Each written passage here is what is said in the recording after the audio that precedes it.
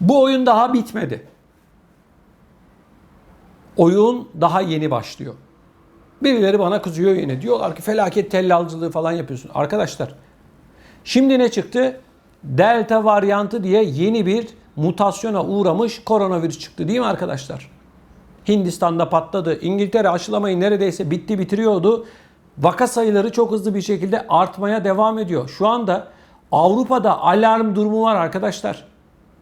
Delta varyantı denilen koronavirüsün yeni mutasyonu insanlığı kavuruyor şu anda. Vaka sayıları düşmüyor arkadaşlar. Düşmüyor. Tamam, geçmişe göre iyi durumda ama maalesef daha önümüzdeki aylarda, yıllarda bu beladan kurtulamayacağız. Peki, aşı dediler arkadaşlar. Şimdi size bir soru. Parası olmayan ülkeler ne yapacak? Ve üstelik 4, 5, 6, 7, 8, 9, 10 dozdan bahseden bilim insanları var. Her 6 ayda bir ölene kadar bu aşıyı vuracaksınız diyorlar. Peki parası olmayan, aşıya ulaşma imkanı olmayan ülkelerde yaşayan insanlar ne yapacaklar? Afrika'da kimin öldüğü belli değil koronavirüsten. Çünkü istatistik yok, rakamlar tutulmuyor, kayıt kürek yok. Delta varyantı Hindistan'da günde en az arkadaşlar 5.000 kişi ölüyor. En az 5.000 kişi. Hadi bakalım. Çıkın işin içerisinden çıkabilirseniz.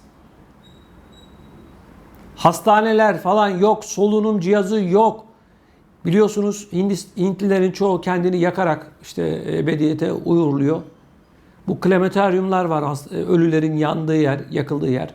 Odun yok, odun. Odun bulamıyorlarmış. Günlerce sıra bekliyorlarmış.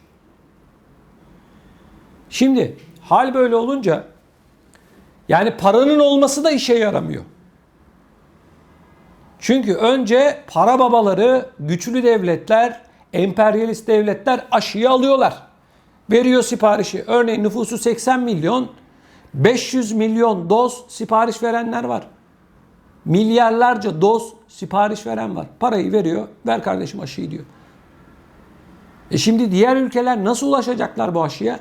Burada da görüyoruz ki insanlık yine büyük bir imtihandan geçiyor. Yani kapitalizmin vahşi ayak seslerini duyuyoruz.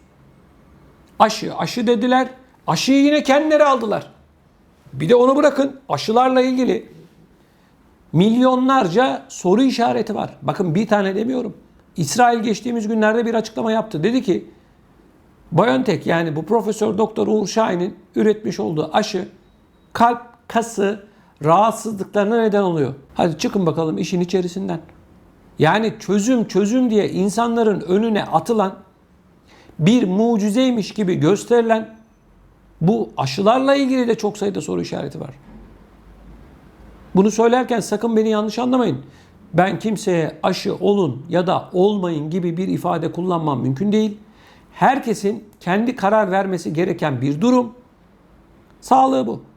Şimdi yine aynı şekilde arkadaşlar izin zamanı geldi. Şimdi Türkiye'ye akın akın vatandaşlarımız gidiyorlar. Pek çok havayolu şirketi ne diyor?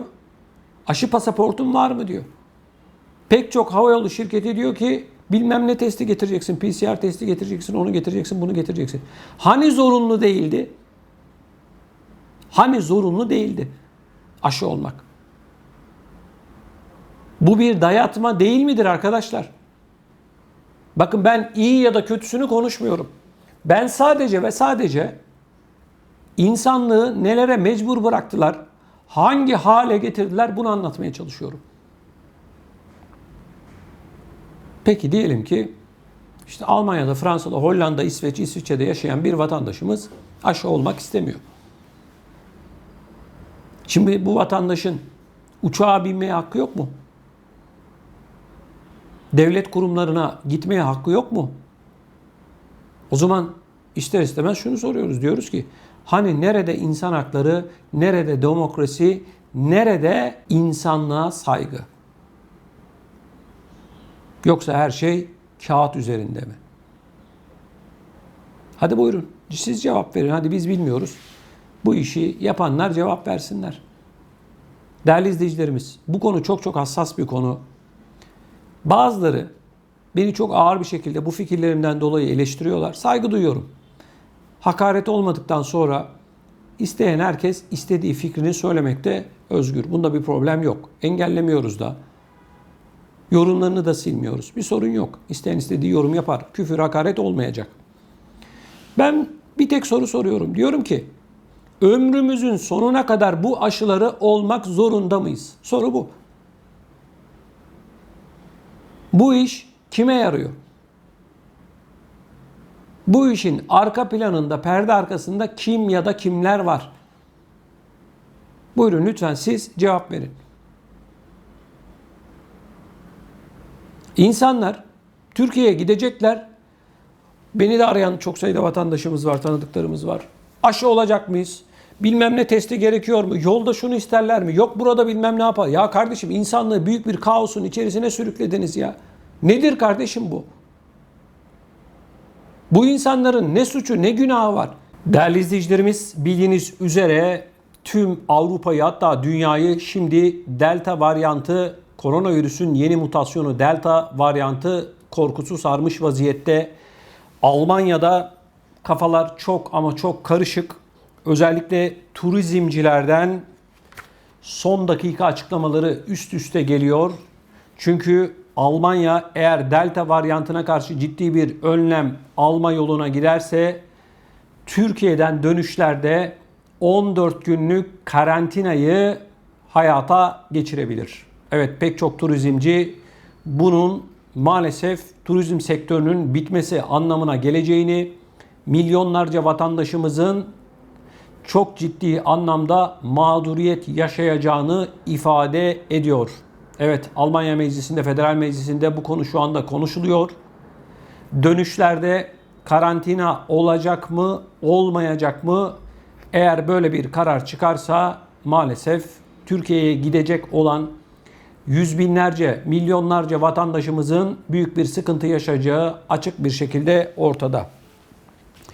Değerli izleyicilerimiz, bu arada Almanya Portekiz'i yüksek riskli ülke ilan etti ve Portekiz'de tatil amacıyla bulunan, seyahat eden tüm vatandaşlarına derhal Portekiz'i terk edin açıklaması yaptı. Şimdi bakalım hemen detaylarına. Almanya'da seyahat konusunda tedirginliği ve kararsızlığı da bu karar iyice arttırdı. Portekiz'den Almanya'ya dönenler 2 doz aşılarını yaptırmış veya negatif testli bile olsalar 14 gün karantinada kalacak. Federal Meclis'in onayı olmadan yeni seyahat kısıtlamaları getirebiliyor ve gerekli görülen durumlarda ülkeye giriş koşullarında değişiklik yapabiliyor. Ülkede bazı eyaletlerin başbakanları Covid-19 vaka sayılarının tekrar yükselmesini önlemek için sıkılaştırma çağrısında bulunsa da diğer eyaletlerin pek çoğu artık yeter diyor değerli izleyicilerimiz. Almanya Ekonomi ve Enerji Bakanı Peter Altmaier ve Almanya hükümetinin turizm sorumlusu Thomas Bries ile dün bir araya gelen Alman turizm sektörünün temsilcileri salgın nedeniyle yaşanan krizin seyahat sektöründe henüz sona ermediğini vurgulayarak siyasetçilerden seyahat konusunda güvenilir olmalarını talep etti. Yine aynı şekilde değerli izleyicilerimiz, Almanya'da turizmciler çok ciddi sıkıntı içerisinde, Türkiye'deki turizmciler de çok ciddi sıkıntı içerisinde. Çünkü alınan bu her tedbir bilin ki binlerce kişinin ekmeğini kazanamaması anlamına geliyor. Şunu da söylemek istiyorum arkadaşlar. Yani artık bu Delta varyantı denilen virüsün mutasyona uğramış hali 4. dalganın tam kendisi. Birileri 3. dalga bitti falan diyorlar. Tamam bitti. 4. dalga. Al sana 4. dalga. Hani geliyor ya falan gerek yok, işte bu 4. dalga. Şimdi bakın değerli izleyicilerimiz, turizmden bahsetmişken şu konuda altını izninizle çizmek istiyorum.